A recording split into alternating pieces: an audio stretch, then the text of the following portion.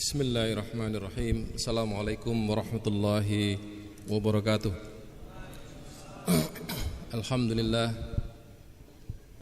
Alhamdulillahi rabbil alamin wa bihi nasta'in ala umuri dunya waddin. Wassalatu wassalamu ala Muhammad asyrafil anbiya'i wal mursalin wa ala alihi wa sahbihi ajma'in. Rabbi shrah li sadri wa yassir li amri wa hlul 'uqdatam min lisani yafqahu qawli, amma ba'du. Saya tidak persis mengikuti judul yang dipesan oleh panitia, karena apa yang ditulis di pengumuman dengan yang proposal dikirim ke saya enggak sama. Jadi itu suka-suka saya kalau gitu ya. Ya maaf aja kalau tadi judulnya katanya kunci-kunci apa? Kesejahteraan. Saya enggak bawa kuncinya sekarang. Ya. Saya membawa satu isu yang sekarang ini menjadi misleading. Satu isu mengenai Islam sebagai rahmat alam semesta. Satu isu lagi yang berkenaan dengan kesejahteraan. Pertanyaannya kadang-kadang juga menjadi sangat sulit dijawab ketika orang bertanya, misalnya orang Islam ini setiap hari melaungkan azan hayya 'alal falah, ya, mari kita bersama-sama menuju keberuntungan, tapi nasib umat Islam enggak beruntung-beruntung nih, ya. Kita masih kalah dengan peradaban barat, masih kalah dengan dunia selain dunia Islam. Terus letak azannya tadi di mana itu? Ya. Kemudian ada lagi yang mengatakan bahwa kita ini umat yang mendapatkan rahmat dari Allah, tapi nasib kita kok tidak sebaik orang yang tidak beriman kepada Allah. Berarti orang yang tidak beriman juga mendapatkan rahmat dari Allah. Nah, ini pertanyaan seperti begini. Orang-orang itu tidak memohon kepada Tuhan, dia tapi diberi oleh Tuhan. Ini enggak adil dong. Kita udah berdoa mati-matian, ya, tahajud ini tetap miskin juga. Pertanyaan-pertanyaan ini saya rasa muncul di kalangan ya anak-anak muda yang masih belum yakin dengan keislamannya. Mari kita buka dulu apa makna-makna itu. Ada beberapa pengertian yang perlu dirujuk kepada Al-Quran, bahwa Islam itu akarnya adalah tauhid. Ini ayat ini sebenarnya adalah ayat peradaban. Jadi Islam itu apa? Kembali kepada satu prinsip yang disebut dengan kalimah thayyibah. Ini kalau kita berbicara ayat ini, itu ayat yang tidak real, ini ayat metaforis. Alam taro kaifa daraballahu masalan kalimatan thayyibatan.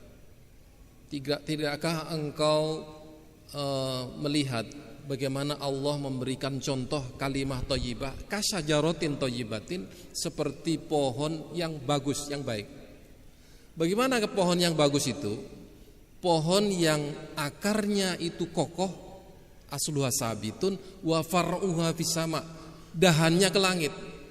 Enggak ada pohon yang seperti ini. Ya, ini metafora. Ya. Tambah lagi, dia memberi makan kepada manusia pada setiap masa, pada masanya. Tu'ti ukulaha kulahinin biidni rabbiha, dengan izin Tuhannya, dan demikianlah Tuhan memberikan contoh kepada manusia, semoga mereka mengingat. Ini sebenarnya adalah pohon peradaban Islam. Dari kalimah thayyibah, bertauhid, beriman kepada Allah, ya, iman itu kokoh sekali, ya. Kemudian tumbuhlah dari keimanan itu ilmu pengetahuan, peradaban, seni, ekonomi, politik, budaya dan lain sebagainya, dan itu sudah ada contohnya. Dari jazirah Arab yang begitu tandus, yang miskin, dengan seorang nabi yang miskin, ya, tiba-tiba menghasilkan bala tentara yang ketika keluar dari jazirah Arab dia menuju Persia menaklukkan kerajaan Persia yang tidak pernah dikalahkan orang. Persia itu musuhnya Romawi. Jadi ketika orang Islam menaklukkan Persia, ya, tidak ada perlawanan sama sekali di situ. Begitu orang Islam masuk ke Damaskus, Damaskus itu adalah Romawi Timur. Ya. Disitulah Heraklitus itu berkuasa, yang Nabi mengirim suratnya itu. Disitulah orang Islam masuk dengan tanpa peperangan yang berarti. Di mana kekuatannya Islam itu? Ternyata bala tentara Islam ini tidak hanya membawa senjata, tetapi dia membawa kekuatan iman yang di tangan kanannya Al-Quran, tangan kirinya As-Sunnah. Ini gambaran peradaban Islam. Jadi kalau orang sekarang ini pesimis, kita setback, orang dulu aja optimis. Kita sekarang mempunyai lebih dari yang dipunyai para sahabat di padang pasir pada waktu itu. Ya. Mereka tidur di atas pelepah kurma, atapnya juga dari pelepah kurma. Tidak ada kehidupan yang istimewa di kalangan tentara-tentara Islam yang keluar dari Jazirah Arab ke Mesir, ke Damaskus, ke Persia. Tapi mereka menang. Ini ternyata ayatnya. Ya, kalimatan thayyibatan kasajaratin thayyibatin. Baik. Tapi kemudian apakah Islam datang ke negeri itu kemudian menjadi penjajah? Ini yang harus kita bedakan. Kalau ada orang sekarang mengatakan kita dijajah Belanda, Islam juga pernah jajah.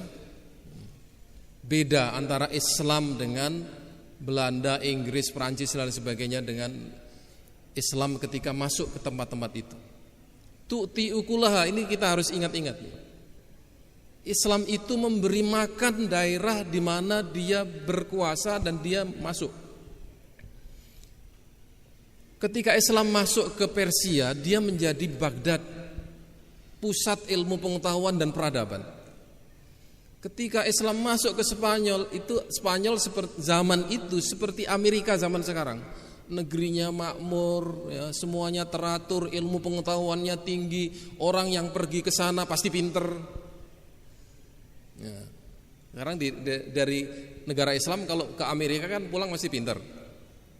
Kecuali yang idiot, yang nggak pinter.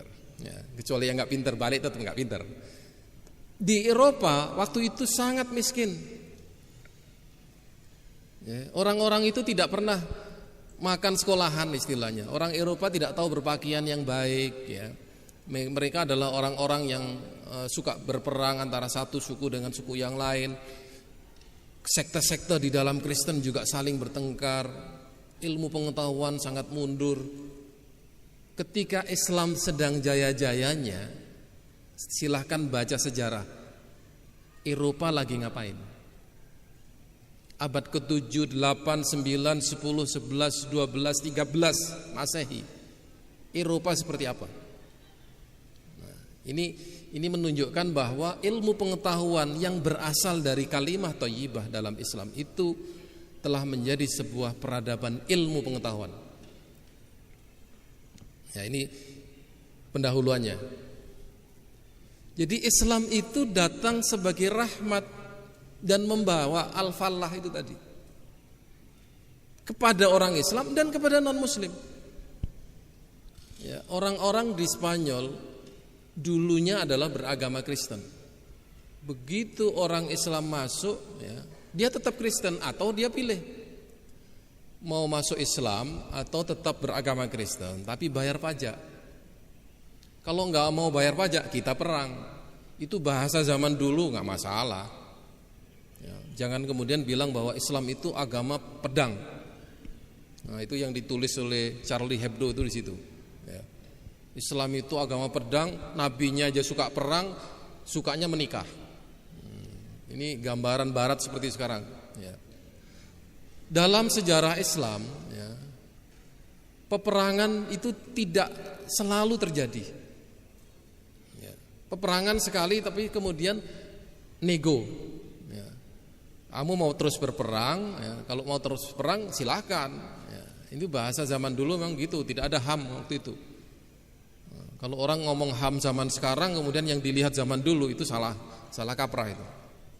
Jadi Islam masuk ke suatu tempat memberi tawaran, kita berperang atau kamu masuk Islam atau enggak masuk Islam di bawah kekuasaan kami, bayar pajak. Selesai. Ya, ada yang tetap menjadi agama Kristen, tidak ada paksaan. Karena tidak ada paksaan di dalam Islam untuk beragama Islam kan. La ikraha fiddin. Kemudian di situ orang Islam tinggal di situ, membuat rumah di situ, bahkan menikah dengan orang-orang setempat dan tidak pulang ke tempatnya. Coba cari sejarahnya orang-orang yang di Spanyol membawa pulang hartanya ke Mekah atau ke Madinah sehingga Madinah menjadi kaya raya. Bandingkan sekarang orang Inggris, orang Belanda ngambil rempah-rempah dari Indonesia bawa ke Belanda. Enggak sama. Jadi orang Islam tidak mengambil harta sedikit pun dari tempat yang dia duduki. Tapi orang-orang penjajah itu menjajah, mengambil kekayaannya, dibawa pulang dan ditinggalkan. Ini bedanya Islam sebagai rahmat lil alamin. Ya. Ketika masuk ke India,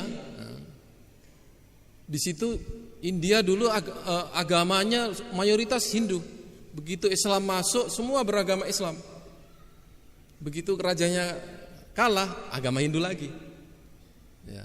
Tapi yang aneh, peninggalan Islam di India itu kemudian dikonversikan menjadi peninggalan Hindu. Yang tidak bisa dikonversikan hanya kuburannya Taj Mahal. Ya, itu kuburannya orang Islam. Sekarang orang India memakan peninggalan orang Islam itu karena turisnya bayar. Ya, dia makan, makanya orang Islam ngasih makan orang India dengan kuburan itu. Coba, ini contoh aja. Tu'ti ukulaha kulahinin. Itu belum lagi kalau orang Islam di tempat itu membuat karya-karya. Di Persia membuat pusat astronomi. Kemudian buku-buku diterbitkan selama 7 abad itu, jutaan buku terbit dari para pakar, dari para ulama, dan itu diterjemahkan ke dalam bahasa Eropa. Apa tidak berimakan? Ya. Jadi rahmat itu bagi orang Islam dan bagi juga non-muslim. Ya. Kedatangan Islam di dunia ini memberikan sesuatu bagi manusia dan umat manusia seluruh dunia. Nah, nanti di mana letaknya untuk orang kafir itu, rahmatnya di mana? Kita lihat. Baik. Al-Falah. Ya, ternyata di dalam ayat-ayat Al-Qur'an kata falah itu hanya orang Islam. Jadi hayya 'alal falah yang dipanggil tentu orang Islam. Qad aflaha man zakkaha. Zakah itu namanya tazkiyah. Sangat beruntunglah orang-orang yang membersihkan dirinya. Ya. Wa qad khaba man dassaha. Rugi orang-orang yang mengotorinya. Ini apa artinya? Zakah itu zakayuzaki mensucikan. Ternyata kalau kita lihat rukun Islam dari syahadat, sholat, puasa, haji, ya, itu ternyata tazkiyatun nafs semua. Orang kafir kalau dia masuk Islam, ya, bersyahadah, bersih dosa kekafirannya itu. Orang Nasrani masuk Islam dengan mengucap syahadah, bersih kenasraniannya dulu. Itu baru syahadat. Kemudian ketika sholat, ya, orang Islam melakukan sholat sehari semalam, dia sebenarnya sedang melakukan pembersihan dirinya dari dosa-dosa yang disebut dengan sogoir, dosa-dosa kecil. Jadi kita ini ternyata setiap hari ya ngumpulkan dosa. Ya, kita sengaja atau tidak sengaja, kecil atau kecil sekali, tetap dosa. Ya, tidak tersenyum aja kita dosa. Ya. Berarti teman yang kita ketemu nggak senyum kan sudah berperasaan yang lain, sudah dosa, tapi kecil. Tapi bayangkan kalau kecil itu ribuan jumlahnya kan menjadi besar. Kita membiarkan orang miskin minta-minta, ada uangnya, ya. Tapi kemudian ya kita tolak. Itu aja sudah ada dosa. Kita tidak memberi orang yang sedang kelaparan. Tetangga kita sakit, kita tidak tahu, kita sudah dosa.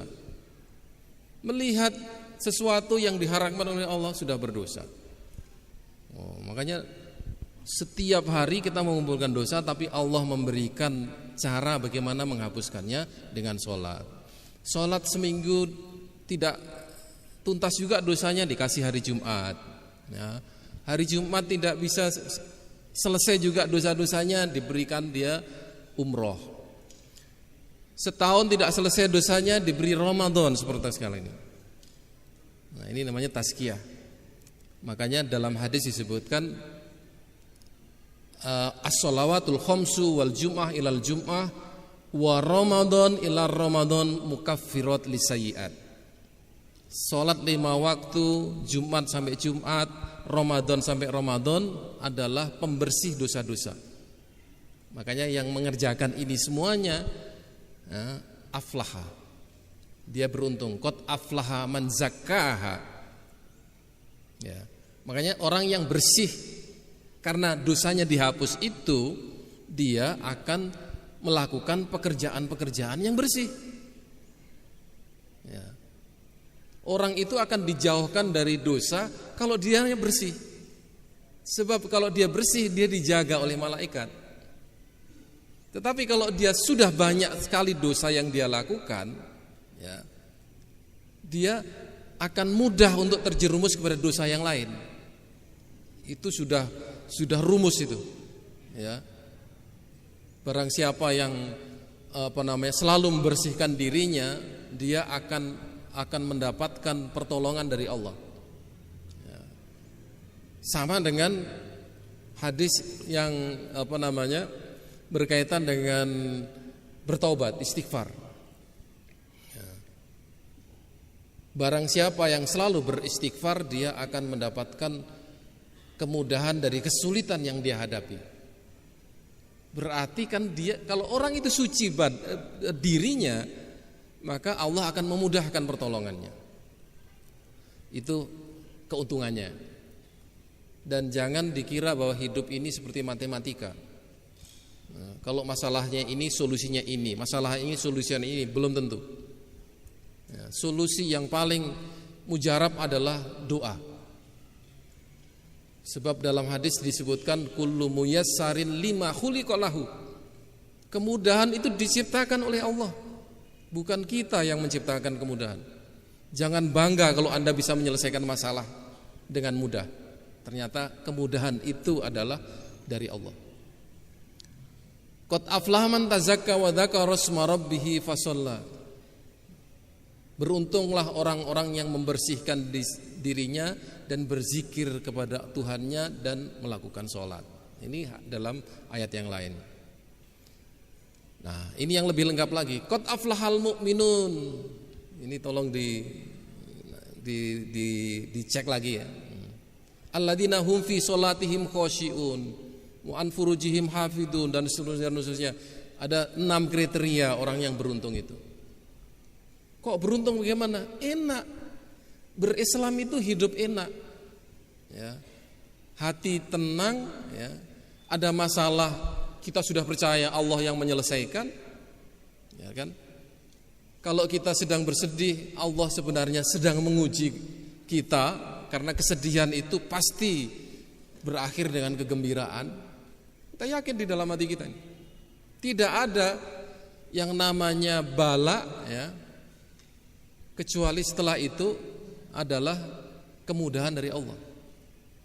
Inna ma'al usri yusra. Itu dijelaskan. Fa inna ma'al usri yusra. Sesungguhnya setelah kesulitan, nah ini kalau anak muda, setelah kegalauan, ya, adalah perjodohan misalnya gitu. Iya kan? Yang galau-galau itu jangan terlalu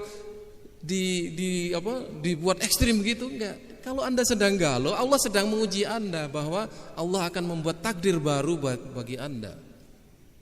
Ini inna ma'al usri yusra. Kita beruntung dengan cara berpikir ini gitu. Bayangkan sekarang di dunia yang maju, di negara-negara barat itu, ya, tidak ada solusi apa-apa untuk kehidupan karena agama sudah tidak lagi dipakai, sehingga tingkat bunuh diri di negara Swiss yang katanya income per kapitanya tertinggi di dunia juga tertinggi bunuh dirinya. Apa orang seperti ini disebut al-falah? Qad aflahal kafirun gitu kan, enggak. Ya. Di Jepang juga begitu, 30 orang setiap hari orang mencoba bunuh diri. Ya, yang berhasil cuma 15 misalnya. Jadi upaya untuk bunuh diri. Kenapa bunuh diri? Karena tidak ada solusi jiwa. Seorang muslim solusinya selalu ada. Inilah sebenarnya rahmat, inilah falah dari Allah itu. Untunglah Anda menjadi muslim. Itu misalnya. Qad aflaha itu kata-kata qad sebenarnya sudah, tetapi dalam tafsirnya di sini artinya pasti. Orang mukmin itu beruntung. Pasti orang yang membersihkan dirinya itu beruntung. Nah, di sini. Jadi falah dalam pengertian ini kesejahteraan dalam pengertian ini adalah kesejahteraan lahir dan batin. Makanya kalau orang bicara kesejahteraan dalam konteks ekonomi misalnya, itu baru sebagian kecil dari kesejahteraan. Belum tentu orang yang kaya itu sejahtera kan. Ya. Kesejahteraan di dalam Islam itu sangat komprehensif. Ya. Di PBB itu ada istilah yang disebut dengan index of happiness. Jadi standar kebahagiaan. Kebahagiaan itu apa? Pertama, bisa kerja, kedua punya rumah tangga, ada istri, ketiga punya rumah, keempat bisa menyekolahkan anaknya, kelima bisa bayar pajak. Ya punya istri kalau berantem terus kan nggak bahagia juga, ya kan? Pekerjaan kalau di dalam kantor dimaki-maki terus juga nggak bahagia. Ini standar terlalu fisik. Ya. Kebahagiaan di dalam Islam itu sangat dalam sekali. Kebahagiaan ada di dalam sini. Kekayaan juga ada di dalam hati. Ya. Sekarang kita lihat aja orang yang gajinya 1 miliar sebulan, ya, dengan orang yang gajinya 1 juta satu bulan. Ya. Bahagia mana? Nah, yang kalian pilih kan yang 1 miliar kan? Yang pasti itu kan. Belum tentu. Ya. Gaji 1 miliar, istrinya masalah, anaknya kena narkoba, pegawainya korupsi. Ya. Baru-baru ini ada pernyataan seorang konglomerat Amerika itu. Saya lupa namanya itu. Ada tersebar di WA itu. Ternyata begitu dia sakit, dia mau meninggal, ternyata kekayaan tidak ada artinya kalau kita tidak mempunyai teman, kalau kita tidak mempunyai orang yang memperhatikan kita, tidak ada orang yang peduli dengan kita, ternyata nggak kaya itu. Nah, Islam itu sangat indah. Ya, kalau kita menjadi orang tua, anak kita taking care kita. Ya, kalau kita sebagai seorang anak ada orang yang kita hormati. Anda bisa bayangkan di negara barat itu anak yang sudah umur 17 tahun dia berhak minggat dari rumahnya dan orang tua tidak berhak untuk melarangnya. Ya, coba dibahagianya di mana? Jadi orang tua yang anaknya cuma satu-satunya udah cerai dengan suaminya, dia tinggal di rumah sampai umur 80 tahun, tidak ada orang yang pernah menengok dia. Saya lewat di rumah orang itu, saya di Inggris ini 2 tahun ya. Setiap kali pagi-pagi lewat, good morning mom, how are you? I'm fine. Senang sekali dia digitukan aja. Berarti nggak pernah ditanya how are you sama orang dia. Ya. Itu tegur sapa itu rahmat juga bagi Islam. Kalau dalam Islam kan assalamualaikum ya. Tidak ada di dalam agama lain itu yang namanya salam itu. Nah, di sini rahmat Islam itu ada di situ. Jadi falah itu sebenarnya untung di dunia, untung di akhirat. Nah, keuntungan banyak. Nah, hidup di dunia enak, di akhirat enak. Nah, Enak itu artinya tidak ada kehidupan yang menjadikan kita tersiksa dengan kehidupan itu. Tidak ada pekerjaan yang menyulitkan kita. Tidak ada masyakoh dalam hidup di dunia ini. Hidup dijalani dengan segala macam tantangannya karena kita beriman kepada Allah tadi itu. Ini dari Allah. Ini kelebihannya orang Islam. Kecelakaan misalnya, patah satu tangan, alhamdulillah masih satu, belum dua. Ya. Loh, ini yang paling serius loh itu. Kecelakaan, dia meninggal, alhamdulillah dia segera bertemu dengan kholiknya, kekasihnya. Nah, kok kita sedih orang meninggal? Kita ini dari Allah, kemudian kembali kepada Allah. Kok kita sedih? Kadang-kadang manusia ini berpikirnya salah-salah gitu ya. Ketika orang tuanya meninggal, sedihnya bukan main sampai dia frustrasi. Padahal orang tuanya bertemu dengan kekasihnya. Nah, ini kita harus merubah mindset kita ini. Harta kita hilang, ya, ada yang merampok. Yang merampok itu makhluk siapa coba? Makhluk Tuhan kan? Dia juga ditakdirkan Tuhan menjadi perampok. Ini sudah skenario Tuhan. Anda diuji dengan minal khaufi wal ju', diuji dengan ketakutan dan kelaparan. Sabar enggak? Jadi setelah kehilangan, apa yang akan terjadi? Allah yang Maha tahu. Ya. Jadi al-falah itu tidak selalu enak gitu ya.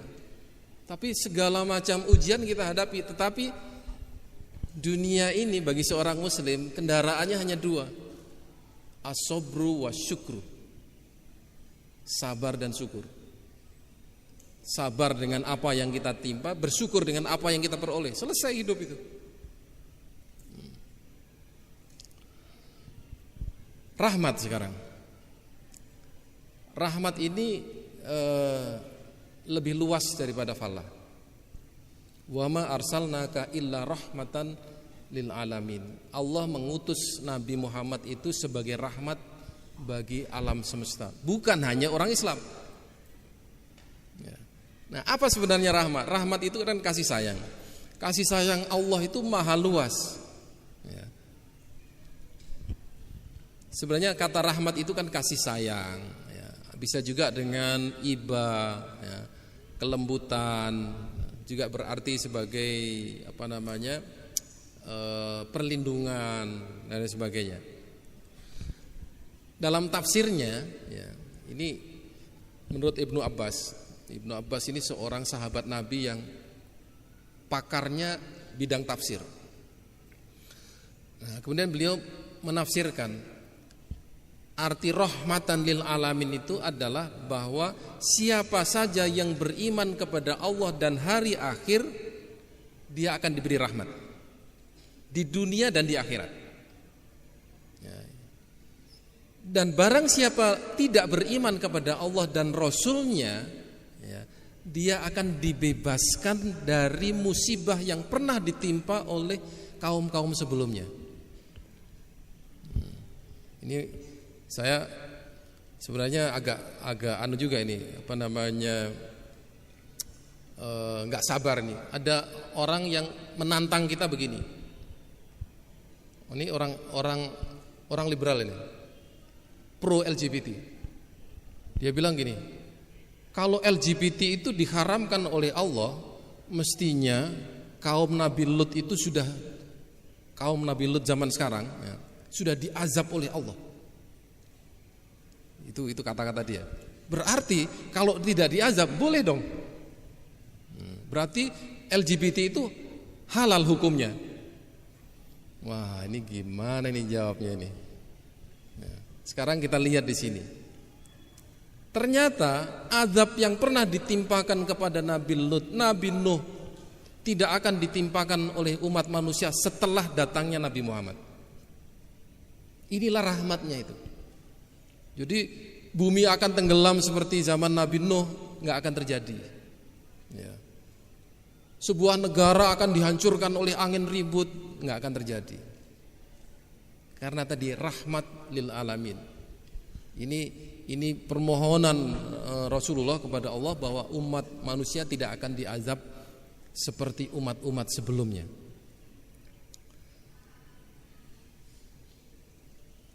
Oke. Nah, cuma ada yang menafsirkan ini rahmat ini khusus bagi orang Islam. Tapi ini bukan kebanyakan para mufasir, hanya seorang mufasir saja. Nah, Nabi sendiri bersabda bahwa saya ini sebenarnya adalah rahmat yang dihadiahkan kepada umat manusia. Jadi kedatangan Nabi jangan dikira hanya untuk orang Islam. Dan ajaran yang dibawa oleh Nabi, yang diamalkan oleh orang Islam, ternyata mempunyai nilai-nilai universal yang bisa digunakan oleh manusia non-muslim. Tasamuh ataupun toleransi orang Islam itu sebenarnya tidak ada duanya dibanding toleransi orang-orang non-muslim. Kita lihat nanti. Oke, nanti itu ada pasalnya sendiri. Rahmat itu diantaranya adalah Al-Quran. Jadi tadi kalau tauhid adalah akarnya, nah, akar itu tumbuh dalam bentuk yang lebih luas lagi Al-Quran. Al-Quran nanti bisa tumbuh menjadi ilmu pengetahuan. Jadi dari tauhid ke dalam Al-Quran, Al-Quran menjadi sebuah peradaban. Al-Quran diturunkan bukan untuk memberi beban kepada manusia, tapi memberi peringatan. Al-Quran juga diturunkan kepada manusia untuk memberi penjelasan likulli syai'in, tibyanan likulli syai'in wa hudan wa rahmatan wa busyran lil mu'minin. Al-Quran itu untuk menjelaskan segala sesuatu. Apa segala sesuatu itu? Kalau kita mau betul-betul belajar, kata dalam Al-Quran itu jumlahnya ratusan ribu. Setiap kata itu ada maknanya, dan setiap makna itu kalau dikembangkan menjadi konsep. Sekarang kata falah aja itu sedang diburu oleh orang-orang yang mengkaji ekonomi syariah. Bedanya apa sih antara falah dengan welfare? Oh, ternyata beda. Falah aja ya. Belum lagi nanti kita bicara mengenai tazkiyah. Apa arti tazkiyatun nafas? Itu menjadi ilmu psikologi. Kita berbicara mengenai ruh, kita membicara mengenai nafas. Itu nafas sudah jadi ilmu pengetahuan tersendiri. Dan di dalam bahasa kita, bahasa Indonesia ini banyak sekali kata-kata yang aslinya bahasa Arab. Kata-kata aklun di dalamnya itu ada makna kolbun, di dalamnya juga ada makna fuadun, di dalamnya ada kata-kata lubun. Akal itu bahasa apa? Bahasa Arab. Bahasa Indonesianya akal apa coba? Pikiran bahasa apa? Bahasa Arab. Dari fikir. Berarti orang Indonesia ini tidak berakal dan tidak berfikir sebelum datang Islam. Saya mau tanya ini, bahasa Indonesianya akal dan fikir apa? Silahkan, ayo. Berarti kalau tidak ada bahasa akal, tidak ada bahasa fikir, orang di zaman sebelum Islam datang tidak berfikir dan tidak berakal. Nah, dikira menghina Pak ya. Memang orang sebelum masuk Islam itu terhina memang. Itulah Anda dimuliakan, bangsa ini dimuliakan oleh orang Islam. Parlemen kita aja itu bahasa Arab semua. Majelis Permusyawaratan Ra'iyah MPR, Diwan Perwakilan bahasa Arab, wakil itu kan, Ra'iyah. Bahasa Arab semua di Indonesia kan. Kalau orang Indonesia menolak Arab, dia suruh membubarkan parlemen. Jangan pakai DPR MPR lagi deh. Sekarang ini ada orang pobi ke Arab-Araban ini. Kita ini orang Indonesia, jangan ke Arab-Araban. Ya udah, ganti itu DPR itu namanya. Dewan Gotong Royong atau apa gitu. Serah. Ini kita sudah nggak bisa lari dari itu. Kenapa? Islam telah menjadikan kita telah memberikan rahmat kepada kita. Dan banyak sekali Ya, ada ribuan kata Arab yang masuk ke dalam bahasa Indonesia karena Indonesia atau bahasa Melayu tidak punya kata-kata itu. Ini rahmat loh ini, jangan dikira main-main ini. Ya. Orang Jawa dulu harinya itu cuma 5. Begitu data Islam dia jadi 7. Kan enak itu, tambah panjang harinya kan. Ya. Itu rahmat juga. Nah, di sini banyak sekali kalau wa in ta'uddu nikmatallahi la tuhsuha.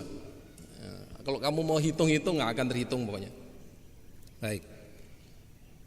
Wa nunazzilu minal Qur'ani ma huwa syifa.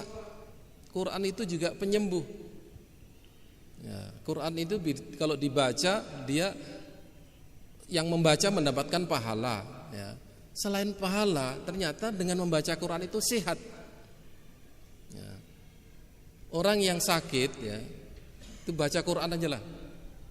Ya, kalau pusing-pusing dikit ya pasti sembuh lah. Galau-galau apalagi itu pasti sembuh. Ya. Quran itu syifa. Ya. Nah, kalaupun dia tidak dalam arti literal, ya, banyak masalah yang kita bisa temukan di dalam Al-Quran itu. Ketika orang sedih, ketemu ayat innama al-usri yusro. Kemudian ketika dia masih merasa dari dulu begini-begini aja, mudah-mudahan nanti di akhir ya, tua saya menjadi bahagia. Walal akhiratu khairul laka minal ula. Ada jawabannya. Jadi ada jawaban-jawaban kehidupan ini ada di dalam Al-Quran. Makanya penyembuh dari apa? Sakit jiwa bisa sembuh, sakit fisik juga bisa sembuh. Orang yang selalu ngaji Quran dijamin tidak akan pikun ketika tua. Dan orang yang hafal Al-Quran itu lebih cerdas daripada yang tidak hafal. Ini penelitian ilmiah ini. Rahmat. Tapi orang menghafal Injil, Bible nggak akan seperti ini. Dia beda. Apalagi menghafal kitab Weda atau Darmo Gandul gitu. Itu nggak ada pengaruhnya apa-apa. Ya. Baik.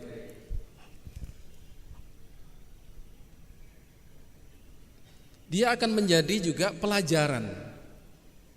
Dzikron liqaumin yu'minun. Kalau beriman, kalau Anda enggak beriman, Quran juga tidak ada artinya apa-apa. Anda harus meyakini bahwa itu adalah benar.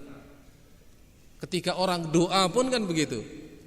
Ya, kalau Anda berdoa kepada Allah, yakinlah Allah menjawab, kan begitu. Dan pasti akan dijawab. Ya. Yang kedua, rahmatnya adalah syariah Islam. Ternyata syariah Islam itu juga sudah didesain sesuai dengan kondisi fisik, psikologi manusia. Jadi syariah itu ternyata ada maslahatnya. Nah, di dalam fikih ada kaidah haitsu yujadu fihi syariah fihi maslahah. Setiap perintah di dalam syariat itu ada maslahatnya. Ya. Anda diminta mengeluarkan zakat pasti ada manfaatnya. Diminta untuk selalu bertahajud ada manfaatnya. Diminta untuk berpuasa Senin Kemis ada manfaatnya. Semua ada manfaatnya, tidak ada yang sia-sia. Dan itu adalah untuk kebaikan manusia. Makanya ulama yang namanya Qurtubi ya, itu membuat kriteria. Sebenarnya manfaatnya syariah itu apa saja? Ada 5 ya, pertama adalah untuk menjaga jiwa. Anda sholat, puasa, zakat, haji, sedekah ya, baik sama orang dan sebagainya, itu untuk menjaga jiwa kita. Ternyata orang sedekah itu mengeluarkan adrenalin apa gitu loh. Apa namanya, orang setelah sedekah dia itu mengeluarkan zat yang membuat dia bahagia. Kita nggak tahu itu kan. Itu penyelidikan ilmiah itu. Maka sangat berbahagialah orang yang suka sedekah dan sehat. Ternyata orang sakit begitu sedekah dia sembuh. Ya. Kedua, hifdzul mal. Harta kita ini ada yang kita peroleh secara halal, ada yang kita peroleh secara tidak sengaja nggak halal. Ya. Maka harus dibersihkan. Membersihkannya apa? Dengan zakat. dengan sedekah, dengan berbagi pada orang lain. Yang ketiga, hifdzul akal. Kita ini menjalankan agama dengan akal loh, tidak dengan perasaan. Kita betul-betul harus menalar ya, apa yang kita ucapkan di dalam sholat, apa yang kita doakan kepada Allah, harus kita pahami. Ad-dinu aklun la dina liman aklalahu. Orang yang enggak berpikir ya, itu enggak ada artinya. Orang mabuk suruh sholat, enggak boleh sholat. Orang gila enggak ada kewajiban berislam. Ya, kita harus menjalankan Islam dengan kesadaran kita. Sebab hanya Islamlah agama yang sangat rasional. Kenapa saya bilang sangat rasional? Karena Islam itu dipeluk hanya oleh orang yang sudah berakal. Anak di bawah umur perlu syahadat enggak? Enggak. Orang yang belum balik itu wajib punya kewajiban melakukan rukun Islam enggak? Enggak. Tidak wajib, tapi kita biasakan. Dia wajib menjalankan rukun Islam jika dia sudah akil balik. Coba sekarang lihat agama Kristen. Baru lahir dia suruh masuk Kristen. Sudah paham belum dia agama Kristen? Belum. Dia harus dibaptis. Ya, jadi dasarnya dia menjadi Kristen apa? Bukan akal. Maka di dalam tradisi Kristen di negara Barat, ya, tradisi gereja itu ada kata-kata begini: credo ut intelgam. Saya beriman supaya saya paham. Ya, iman dulu baru paham. Islam dibalik. Fa'lam annahu la ilaha illallah. Ketahuilah tidak ada Tuhan selain Allah. Ilmu dulu baru iman. Ini Islam. Makanya agama ini untuk menjaga supaya akal kita ini tetap sehat. Sholat itu juga menjaga akal. Ilmu pengetahuan yang ada di dalam Al-Quran itu ya, semakin kita kaji, semakin dalam kita kaji, akal kita akan semakin cerdas. Terjaga dengan ilmu pengetahuan ya. Jadi akal itu semakin banyak ilmunya dia semakin sehat ya. Jangan seperti kata cerita-cerita dokter itu ya. Ada dokter membedah otak manusia Indonesia, Amerika, Saudi gitu. Begitu dibedah otaknya orang Amerika sudah banyak yang rusak karena terlalu sering dipakai. Orang Saudi dibedah, oh masih bagus nih karena jarang dipakai. Orang Indonesia ada yang dipakai, ada yang enggak. Enggak dipakai akalnya berarti enggak mikir kan. Nah, kalau tidak mikir dia tidak masuk dalam kategori ulul albab. Nah, jadi akal itu harus digunakan. Digunakan dengan apa? Dengan ilmu pengetahuan yang diturunkan Allah melalui ayat Al-Quran dengan segala macam ilmu yang tumbuh setelah itu. Yang keempat, menjaga nasal. Hifdzun nasal itu keturunan. Islam menyuruh kita menikah. Maka agama ini akan menjaga manusia akan tetap ada. Kok sekarang ada LGBT gimana itu? Ya. Alasannya apa? Karena umat manusia di dunia terlalu banyak, jadi mendingan sekarang menikah laki dengan laki biar enggak punya anak. Ini logika orang enggak sehat ini. Ya. Allah menjaga umat manusia ini supaya berlangsung terus dengan pernikahan. Dan ini adalah Islam, agama yang membolehkan umatnya untuk menikah, bahkan nabinya aja menikah. Tapi agama lain, kalau Anda ingin menjadi orang suci, tidak boleh menikah. Nah, ini bedanya. Jadi Islam itu agama yang realistis, agama yang betul-betul sesuai dengan kehidupan dunia, tetapi kehidupan dunia ini untuk akhirat. Dalam Islam kita boleh bekerja, berdagang, boleh. Nah, di dalam tradisi Katolik itu berdagang itu tidak dibolehkan. Akhirnya orang-orang Protestan protes. Kenapa nggak boleh dagang? Saya dagang dong. Jadilah orang Protestan itu kapitalis yang kaya-kaya. Itu sejarahnya di barat seperti itu. Orang Islam sejak dulu diminta supaya jadi kaya. Ya. Orang kaya dalam Islam, pedagang kaya dalam Islam itu derajatnya sama dengan surganya sama dengan nabi-nabi dan syuhada. Loh, kok enak sekali orang Islam ini, udah kaya masuk surga lagi. Ya itulah Islam. Kalau miskin gimana? Orang miskin juga bisa masuk surga, asal dia bersabar dan bersyukur. Ya, karena orang miskin mau dihisap nggak ada yang dihisap. Ya, mau ditanya hartanya digunakan untuk apa? Nggak punya harta dia. Amalnya apa yang dilakukan? Nggak punya amal apa-apa, dia miskin. Ya. Yang paling berat kan yang orang kaya yang mempertanggungjawabkan kekayaannya. Orang yang berilmu mempertanggungjawabkan ilmunya. Nah di situ. Tapi Islam memberikan surga bagi semuanya. Kalau Anda tidak banyak melakukan amal ibadah yang sekian banyaknya, Anda melakukan satu jenis amal ibadah tetapi istiqomah, bisa juga masuk surga.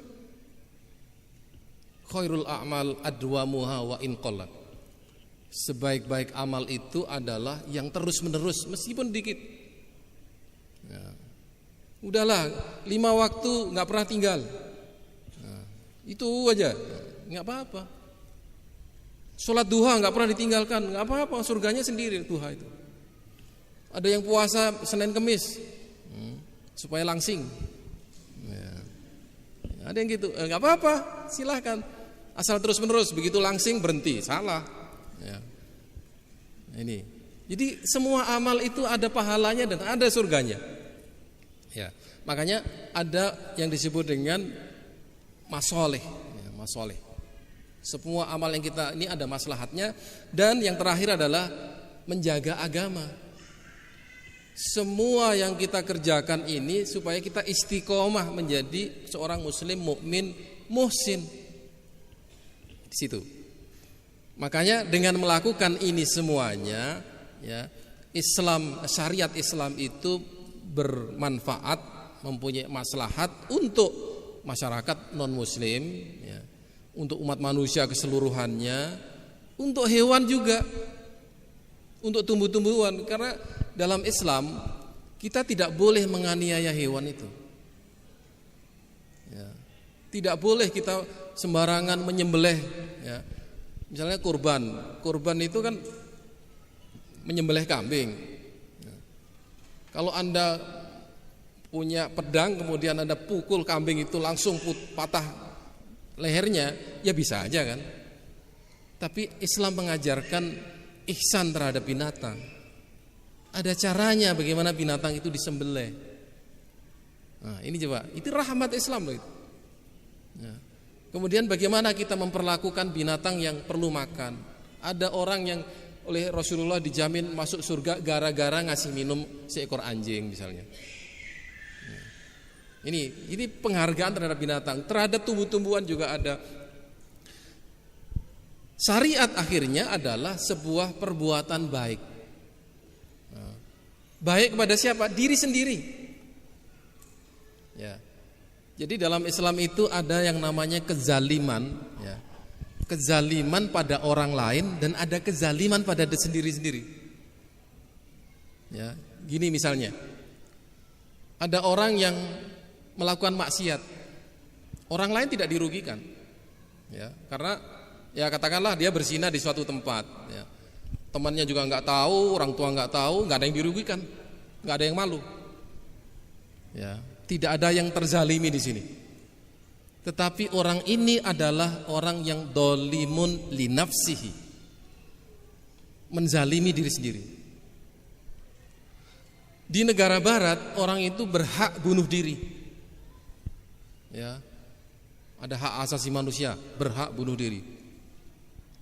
Di dalam Islam orang bunuh diri itu adalah zalimun li nafsihi. Di hari akhir nanti dia akan dipertanyakan oleh Allah. Kan saya bunuh diri saya sendiri.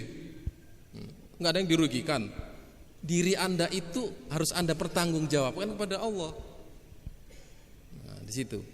Makanya dalam Al-Isra ayat 7 disebutkan in ahsantum li anfusikum wa in asatum falaha. Kalau kamu berbuat baik pada orang, sesungguhnya Anda berbuat baik pada diri sendiri. Ini sebenarnya motivasi Mario Teguh itu kayak gini-gini aja kan? Ya, sama sebenarnya. Cuma dia nggak nyebut ini tauhid, ini Islam. Cara hidup yang benar itu Islam sebenarnya. Kalau Anda berislam dengan baik, nggak usah ikutlah itu trainingnya Mario Teguh itu. Apalagi bayar 3 juta, 4 juta gitu. Anda menjadi Islam yang baik, pahami Islam, Anda akan menjadi orang yang tenang dalam hidup Anda. Tidak ada kegalauan, tidak ada kesedihan. In ahsantum ahsantum li anfusikum. Jadi berbuat baiklah sama orang. Sebenarnya Anda sedang berbuat baik pada diri sendiri.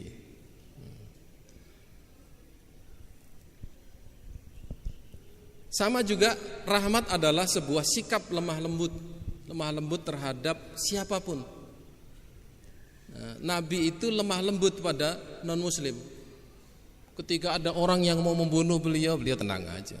Ya karena mulai dijaga oleh malaikat kan. Ya, Surakoh itu sudah mengejar-ngejar Nabi.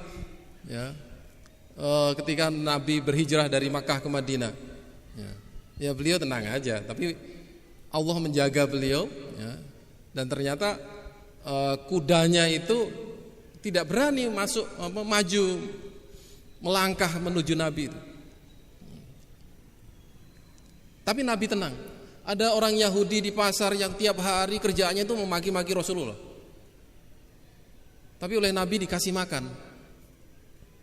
Setiap hari Nabi sendiri yang memberi suapan kepada pengemis di pasar itu. Padahal setiap hari dia maki-maki Muhammad. Begitu terakhir dia tanya, siapa yang setiap hari memberi makan saya dengan tangannya sendiri? Orang lain memberitahu, itulah Muhammad yang kamu maki-maki setiap hari itu. Langsung dia masuk Islam. Makanya fabima rahmatim minallahi lintalahum. Dengan rahmat Tuhan kamu menjadi lemah lembut terhadap mereka. Tetapi kalau kamu lau kunta faddun ghalidul qalbi lan faddu ilaik min halik. Kalau kamu keras, terlalu keras pada orang-orang itu, orang akan lari. Ya. Persaudaraan juga menjadi sebuah rahmat. Tidak ada ceritanya orang satu agama, satu kepercayaan kok menjadi saudara seperti satu ayah, satu ibu, kecuali Islam. Tidak ada. Ya. Persaudaraan itulah yang menjadi rahmat bagi kita. Bayangkan orang-orang Muhajirin dan orang Ansor yang tidak pernah saling mengenal. Begitu hijrah, mereka saling menolong antara satu dengan yang lainnya. Itu karena rahmat Islam. Dan begitu mereka berkumpul di Madinah, mereka membentuk sebuah negara bersatu melawan orang-orang musyrikin. Ya. Bahkan ada orang-orang Madinah yang istrinya lebih dari 4, ya, diceraikan, diberikan kepada orang-orang yang dari Makkah. Tapi itu jangan ditiru sekarang ya. Ya. Innamal mu'minuna ikhwatun. Kalau bersaudara kan aslihu baina ahwaikum. Persaudaraan inilah yang membuat kita ini enak ngomong dengan yang lain. Jangan seperti kelompok sekte-sekte di dalam agama Katolik. Tidak bisa diperingatkan lagi sudah. Akhirnya 150 tahun sejarah Eropa diwarnai dengan perang sekte antara orang-orang Katolik. Ya. Di dalam Islam tidak ada perang sampai bunuh-bunuhan antara mazhab, nggak ada. Ya. Ini bedanya. Makanya fa aslihu baina ahwaikum wattaqullaha la'allakum turhamun. Semoga kamu mendapatkan rahmat.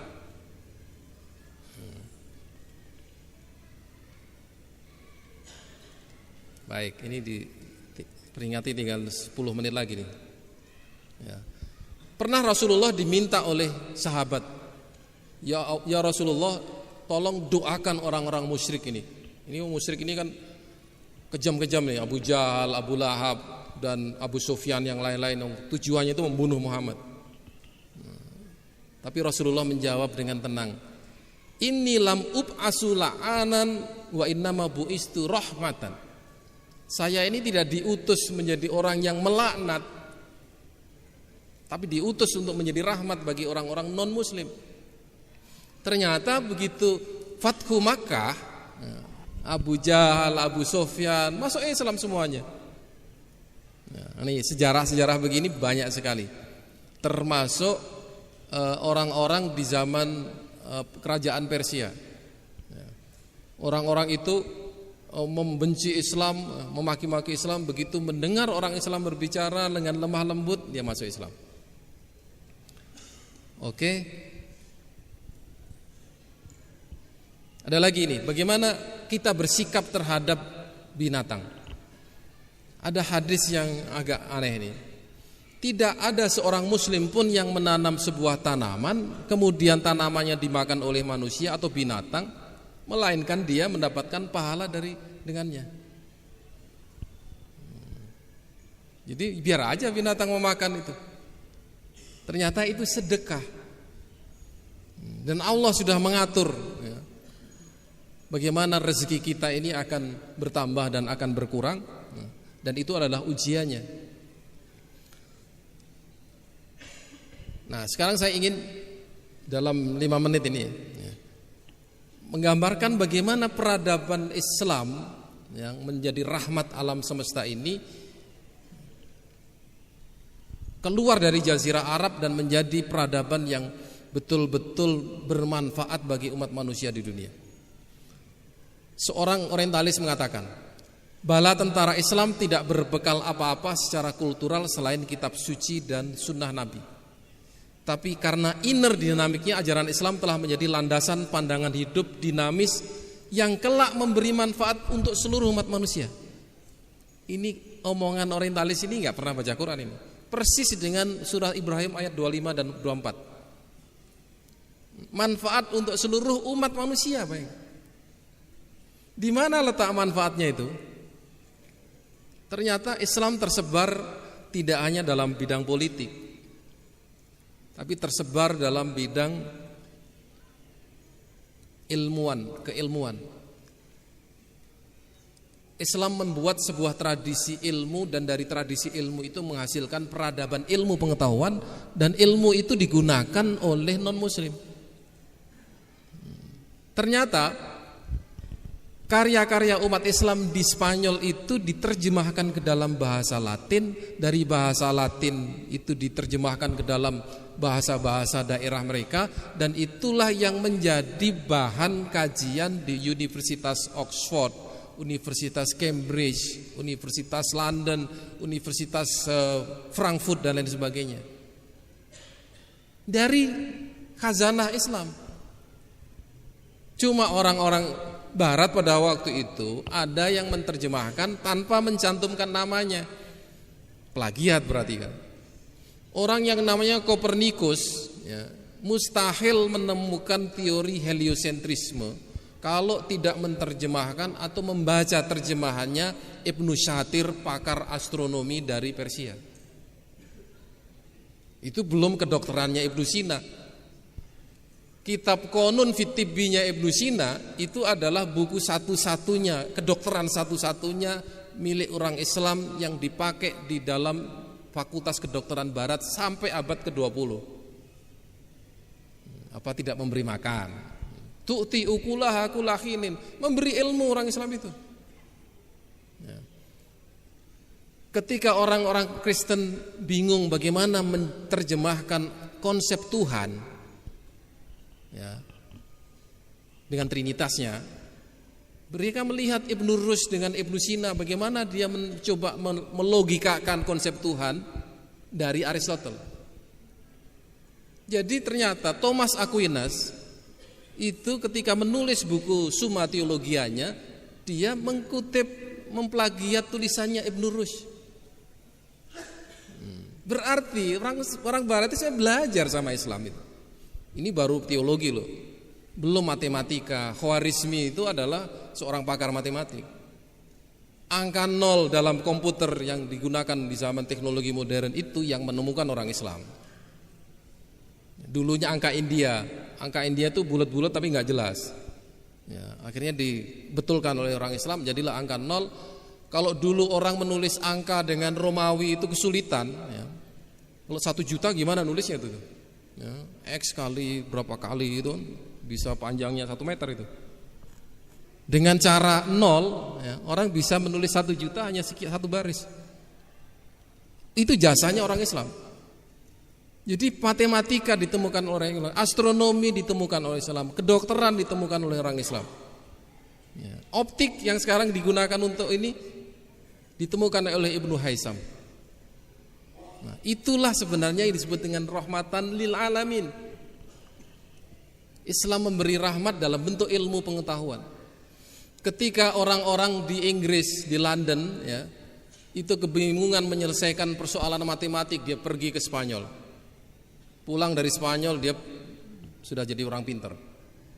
Maka di Spanyol itu ada orang-orang bule pada zaman itu, wajahnya bule, pakaiannya Arab, agamanya Kristen. Kenapa berpakaian Arab? Supaya dianggap intelektual.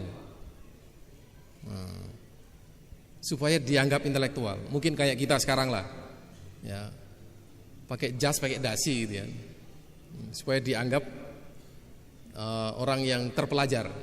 Itu tidak ada masalah soal pakaian aja. Tapi yang menarik adalah ketika orang-orang itu mendapat masalah keilmuan, dia lari ke Spanyol dan selesailah masalah di situ. Di Spanyol itu 1 kota saja itu terdapat sekian puluh perpustakaan. Ya. Perpustakaan itu besar-besar dan orang mencari ilmu dengan mudahnya. Buku ada di mana-mana. Makanya ketika orang Kristen mengusir orang Islam, buku yang dibakar di Spanyol itu setinggi gunung. Buku-buku orang Islam itu dibakar habis. Nah, yang diterjemahkan itu sisa-sisanya. Bayangkan, sisa-sisa bukunya orang Islam diterjemahkan ke dalam bahasa Latin menjadi peradaban barat yang sekarang ini. Bayangkan kalau semuanya diterjemahkan. Luar biasa. Rahmat ini masih kita rasakan. Ya. Sekarang negara-negara barat sedang bingung mencari bagaimana mengembangkan pendidikan karakter, mengembangkan manusia-manusia yang secara spiritual juga cerdas. Sekarang dia kekeringan spiritual.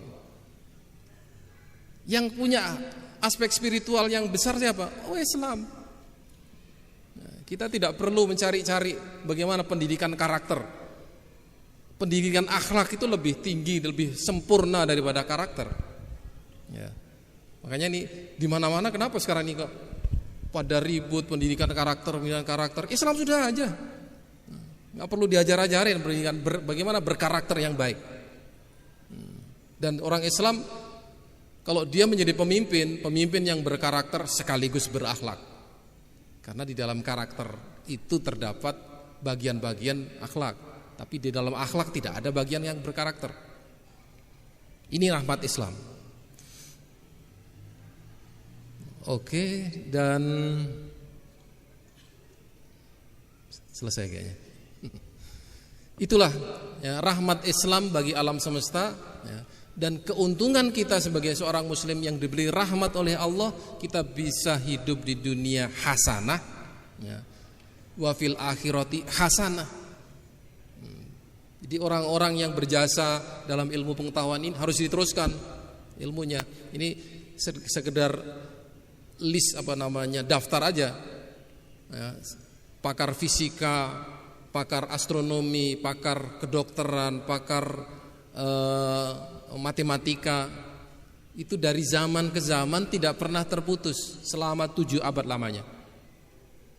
Dan itu kemudian berkembang dan dikembangkan menjadi ilmu pengetahuan yang sekarang ini berkembang di negara-negara barat, yang ketika dari barat dibawa ke negara Islam sudah tidak kelihatan lagi Islamnya karena sudah disekulerkan. Terima kasih. Assalamualaikum warahmatullahi wabarakatuh. Baik, luar biasa sekali ya penyampaian materi dari Pak Hamid, dan banyak sekali hal-hal yang rasanya itu bisa mind blowing gitu. Nah, salah satunya mungkin kalau misalnya menyentuh keilmuan saya di perencanaan wilayah, identik kesejahteraan itu dengan hal-hal yang sifatnya itu bisa dihitung. IPM ya, pendidikan, kesehatan, kemudian ekonomi dan lain. Padahal ada itu masih di luarnya gitu. Dan bagi Islam tadi udah Pak Hamid ceritakan bahwa kesejahteraan itu tidak hanya itu gitu.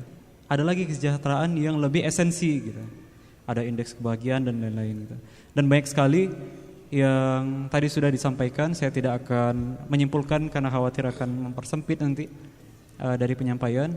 Langsung saja saya buka sesi tanya jawab karena waktu kita terbatas. Untuk sesi kali ini akan saya buka 1 pertanyaan dari Putra dan 1 pertanyaan dari Putri. Oke. Silahkan tadi Bapak.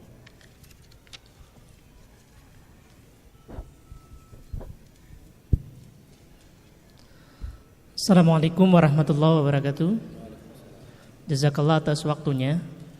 Pertanyaan saya pada Ustadz Hamid, tadi dipaparkan tentang kilas balik bagaimana kegemilangan masa-masa Islam pada saat itu. Walaupun kemudian dewasa ini kita cukup prihatin dengan kondisi umat Islam, terlebih bangsa kita Indonesia. Namun saya belum mendengar tadi disampaikan oleh Ustadz Hamid apa seharusnya upaya yang perlu dilakukan kita umat Islam saat ini, baik dari pribadi, keluarga atau masyarakat, agar Islam ini bisa kembali jaya seperti di era awal-awal kejayaan Islam pada saat itu. Dan apa kunci-kunci utamanya yang perlu kita lakukan, khususnya kepada generasi muda saat ini yang sudah luar biasa kebobrokan moralisasinya. Demikian, jazakallah. Saya Triyono dari Unpad. Jazakallah. Baik. 1 pertanyaan lagi dari Putri, silakan. Ada yang ingin bertanya? Kalau tidak ada, saya lemparkan kepada yang Putra. 1, 2, 3. Yang Putra tadi, ada yang bertanya? Sana ya, oke.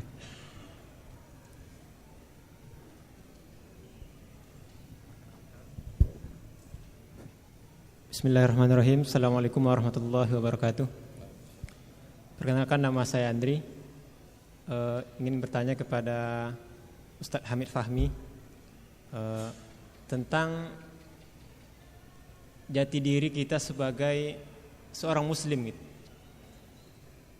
Jangankan jati diri kita saat ini sebagai seorang muslim, bahkan dalam konteks kedaerahan, jati diri kita sebagai anak daerah itu sendiri kadang sebagai muslim itu digusur gitu. Jati diri kita sebagai orang Islam itu hari ini itu bahkan dari segi sejarah yang diajarkan di sekolah-sekolah dari TK bahkan SD, SMP, bahkan itu sudah didistorsi gitu. Bahkan dari kampung saya sendiri, bahkan di Minangkabau itu sendiri, arti Minangkabau itu sekarang itu rata-rata pelajar di Minangkabau itu mengetahui Minangkabau itu sendiri berasal dari kata menangnya orang Minang dalam adu kerbau. Namun berbeda dengan penjelasan ketika dari keturunan raja-raja gitu, raja-raja Pagaruyung yang masih hidup sampai sekarang itu, yang mengatakan berasal dari kata al-mu'min kanabawiyah, yaitu kehidupan masyarakat Minang itu seolah kehidupan seperti tatanan kehidupan zaman Nabi Shallallahu Alaihi Wasallam. Namun yang dibingungkan saat ini itu adalah kemana hendaknya jati diri ini akan dicari gitu. Sementara dalam konteks pendidikan kita hari ini, bahkan dari Sabang sampai Merauke itu konteksnya sama pendidikannya. Bahkan walaupun ada yang bagus itu palingan bisa dihitung jari gitu, tidak banyak gitu. Dan pertanyaannya kemana harus dicari jati diri kita dalam kehidupan yang sekarang ini, yang sudah mungkin hampir dibilang sekuler tidak sekuler gitu. Namun dibilang Islam juga tidak sepenuhnya Islam gitu. Mungkin Ustadz bisa menjawabnya, menjelaskannya. Terima kasih. Baik. Cukup, silakan Ustaz.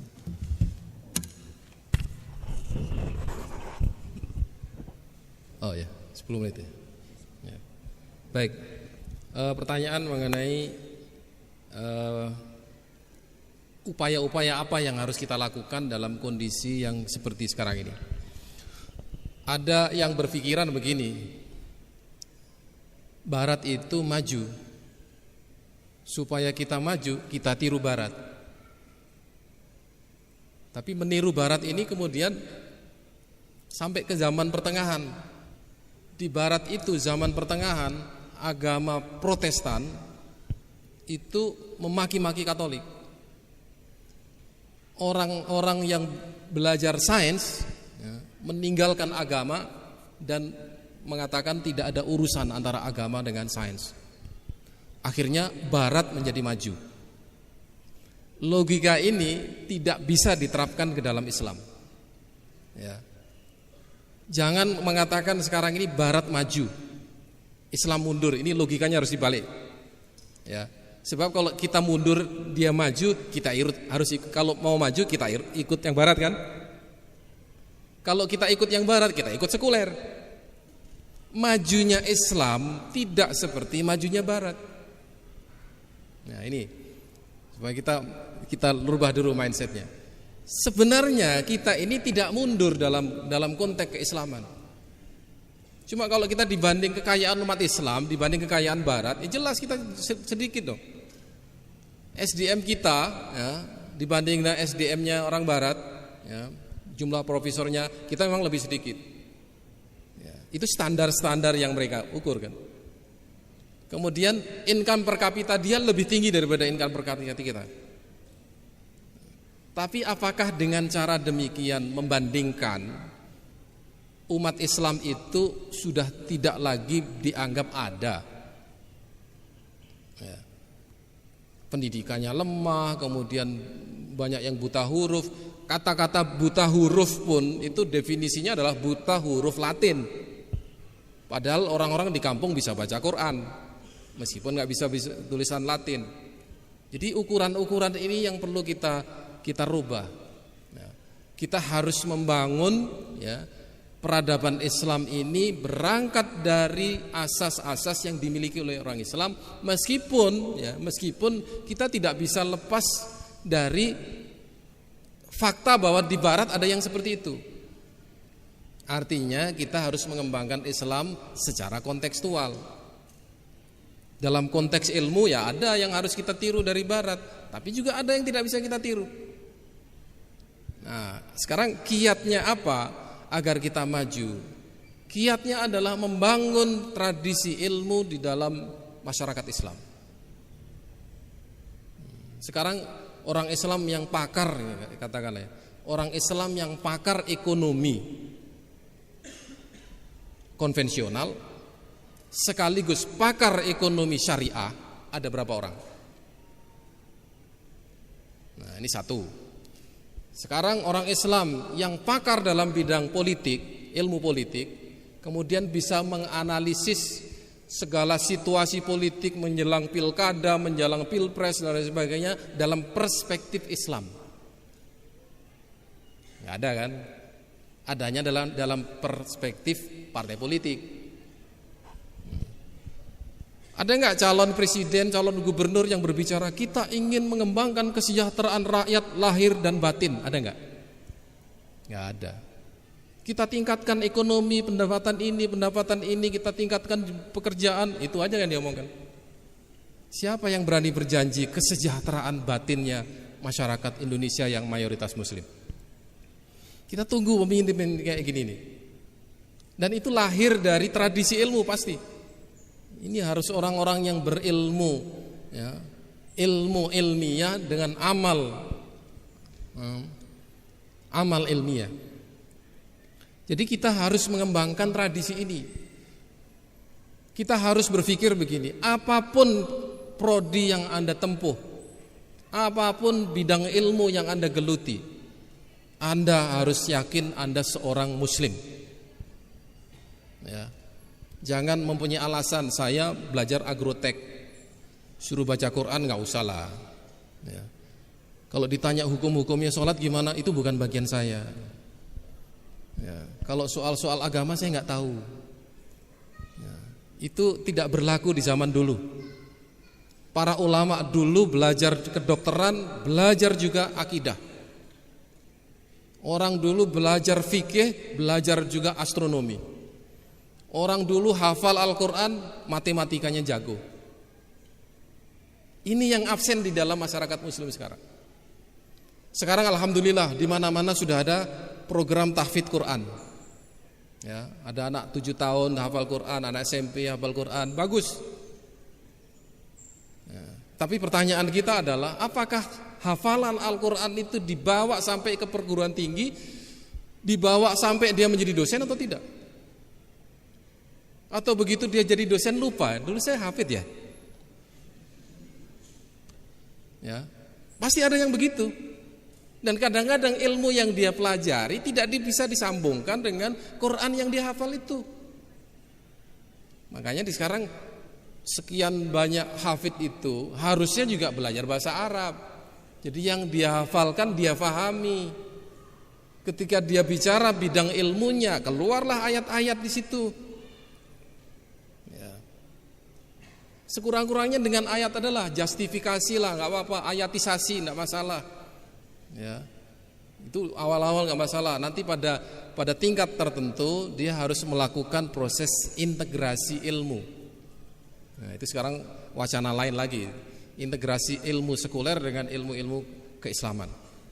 Itu soal lain.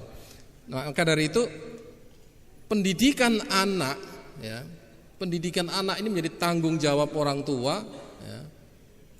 Kemana orang tua mengirim anaknya, ini menjadi penentu akan menjadi apa bangsa dan umat ini. Orang tua sekarang ini suruh bayar kursus yang 3 juta sebulan, mampu dia. Ya, tapi begitu SPP-nya di pesantren naik dikit, komplain dia. Ya. Apa kursus ngaji biayanya 300.000, komplain dia. Tapi membayar kursus matematik 3 juta, nggak ada masalah. Coba sekarang ini, orientasi yang seperti ini harus dibetulkan. Makanya orang tua sekarang ini harus lebih cerdas dari situasi zamannya. Ya, kita tidak ingin menciptakan orang-orang yang ketinggalan zaman, sudah tentu. Tetapi kita juga tidak boleh menciptakan orang-orang yang pada akhirnya tidak peduli dengan agamanya. Nah, makanya ini yang muda-muda belum menikah, ya, menikah itu cita-citanya adalah membuat amal jariah.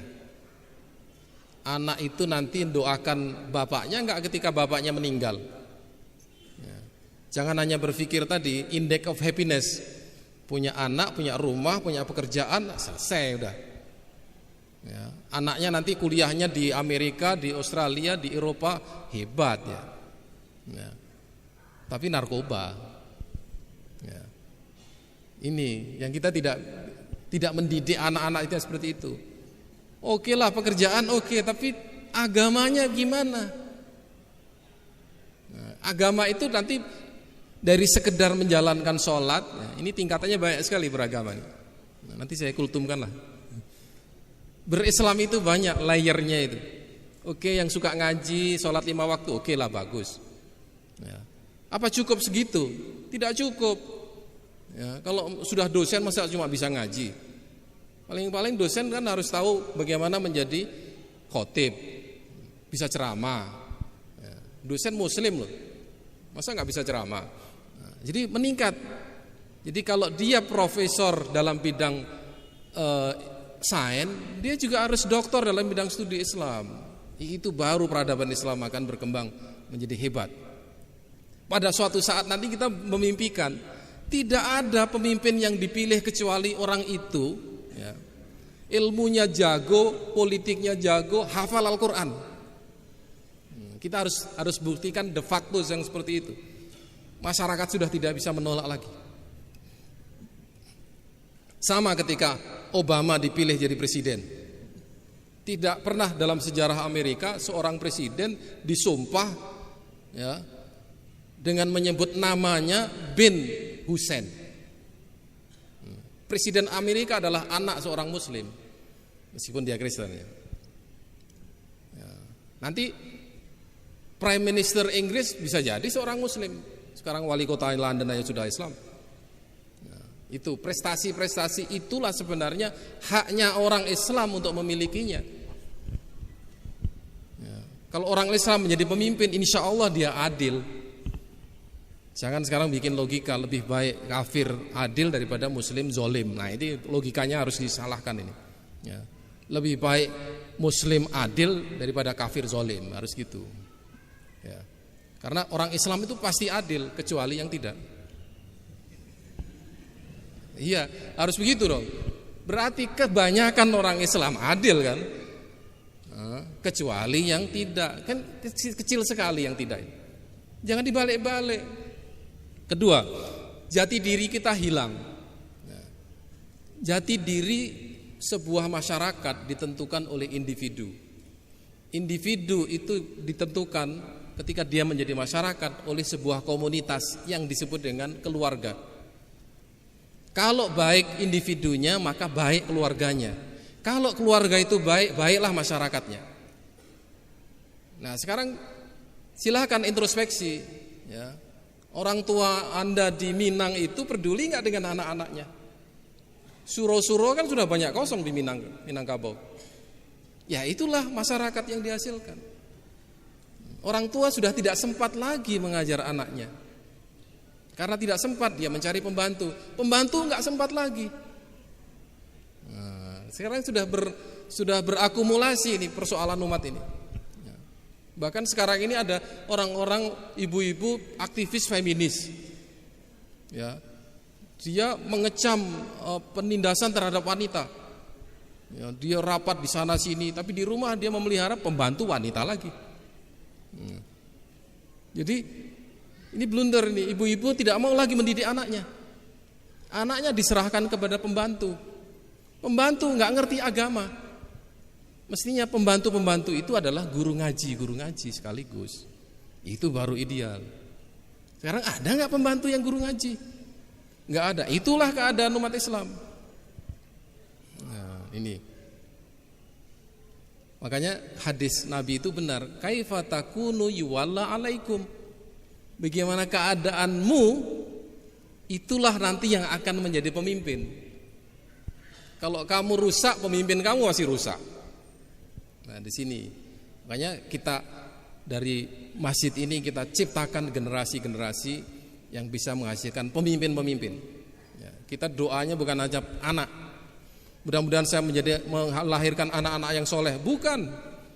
Ya, melahirkan pemimpin-pemimpin, anak yang menjadi pemimpin, dan pemimpin itu manfaat untuk umat manusia seluruh Indonesia minimal. Ya, kan doa. Kalau dikabulkan alhamdulillah, kalau tidak ya pemimpin provinsi, kalau nggak provinsi ya kabupaten, kalau nggak kabupaten kecamatan, nggak kecamatan desa, kalau nggak desa pemimpin keluarga, kalau nggak bisa juga pimpin keluarga, pimpin diri sendiri. Ini sebenarnya logikanya sangat matang. If you cannot change yourself, you can never change others.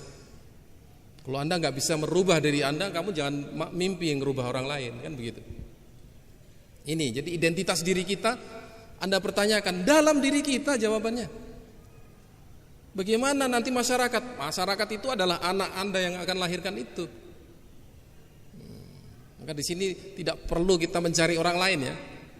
Itu orang itu begini, enggak, kita sendiri bisa enggak menghasilkan keluarga-keluarga yang bisa menghasilkan pemimpin-pemimpin masa depan. Terima kasih.